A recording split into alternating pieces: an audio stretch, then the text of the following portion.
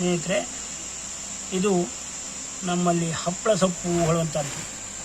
ಇದಕ್ಕೆ ಪಟಪಟೆ ಗಿಡ ಅಂತಲೂ ಹೇಳ್ತಾರೆ. ಇದು ಸಾಮಾನ್ಯವಾಗಿ ಈ ಎಲೆ ಕಚ್ಚಿನಲ್ಲಿ ಸಹಿತ ಗಿಡ ಚಿಗುರಿಕೊಳ್ಳುತ್ತೆ. ಹಾಗಾಗಿ ಇದು ಪತ್ರಂಜೀವ ಅಂತಲೂ ಇದಕ್ಕೊಂದು ಹೆಸರಿದೆ. ಈ ಎಲೆಯಿಂದನೇ ಗಿಡ ತಯಾರಾಗುವಂಥದ್ದು. ಈ ಎಲೆಯಲ್ಲೇ ಮೊಳಕೆ ಹೊಡೆದು ಇಲ್ಲಿ ಎಲೆ ಕಚ್ಚಿನಲ್ಲಿ ಅಲ್ಲೇ ಬೇರು ಕೊಟ್ಟು ಗಿಡ ತಯಾರಾಗುವಂಥ ಒಂದು ಶಕ್ತಿನೂ ಇದಕ್ಕಿದೆ. ಇದು ಸಾಮಾನ್ಯ ಒಂದು 2 ಅಡಿ ತನಕ ಬೆಳೆಯುತ್ತೆ. ಈ ಥರ ತೋಟದಲ್ಲಿ ಬೆಳಿಬೋದು, ಅಥವಾ ಒಂದು ಕಲ್ಲು ಬಂಡೆ ಮೇಲೂ ಸಹಿತ ಬಹಳ ಕಡಿಮೆ ಮಣ್ಣಲ್ಲಿ ಸಹಿತ ಬೆಳೆಯುವಂಥ ಒಂದು ಶಕ್ತಿ ಗಿಡಕ್ಕೆ ಇದೆ.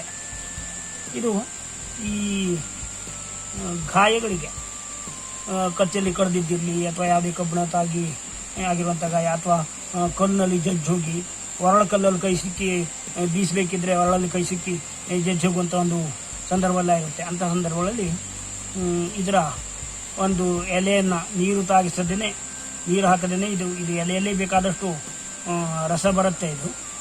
ಇದರ ಎಲೆಯದ ಜಜ್ಜಿ ಕಲ್ಕ ಥರ ಮಾಡಿ ಅದನ್ನು ಪೋಲ್ಟಿಸ್ ಕಟ್ಟುವಂಥದ್ದು. ಅದಕ್ಕೆ ಮೇಲಿಂದ ಬಟ್ಟೆನೂ ಕಟ್ಬೋದು, ಇಲ್ಲದೆ ಹಾಗೇ ಬಿಡ್ಬೋದು. ಅಂಥ ಒಂದು ಇದರಿಂದ ಆ ಗಾಯ ಒಂದು 4 ದಿವಸದಲ್ಲಿ ಗುಣ ಆಗುತ್ತೆ. ಸಾಮಾನ್ಯ 4 ದಿವಸ, 1 ವಾರದಲ್ಲಿ ಗುಣ ಆಗುತ್ತೆ. ಯಾವುದೇ ರೀತಿ ಜಜ್ಜು ಗಾಯ ಇದ್ರೂ ಸಹಿತ ಒನಕೆಯಿಂದ ಜಜ್ಜುವಂಥದ್ದು. ಇನ್ನು ಈ ರಕ್ತ ಸೋರುವುದಕ್ಕೂ ಸಹಿತ ಸೇವನೆ ಮಾಡ್ತಾರೆ ಅಂತೇಳಿ, ಈ ರಕ್ತಸ್ರಾವಕ್ಕೆ ಸೇವನೆ ಮಾಡ್ಬೋದು ಅಂತೇಳಿ ಆಯುರ್ವೇದದಲ್ಲಿ ಹೇಳುತ್ತೆ. ಇದು ನಮ್ಮಲ್ಲಿ ಹಪ್ಪಳ ಸೊಪ್ಪು, ಈ ತಂಬಳಿ ಎಲೆಯನ್ನು ತಂಬಳಿ ಮಾಡಿ ಊಟ ಮಾಡೋದ್ರಿಂದ ಈ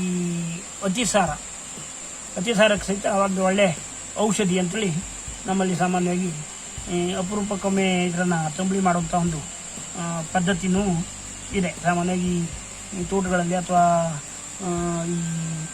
ಈ ಕಲ್ಲು ಬಂಡೆ ಹಾಳು ಬಿದ್ದಂಥ ಜಾಗಗಳಲ್ಲಿ ಸಾಮಾನ್ಯವಾಗಿ ತಯಾರಾಗೋದು ಜಾಸ್ತಿ.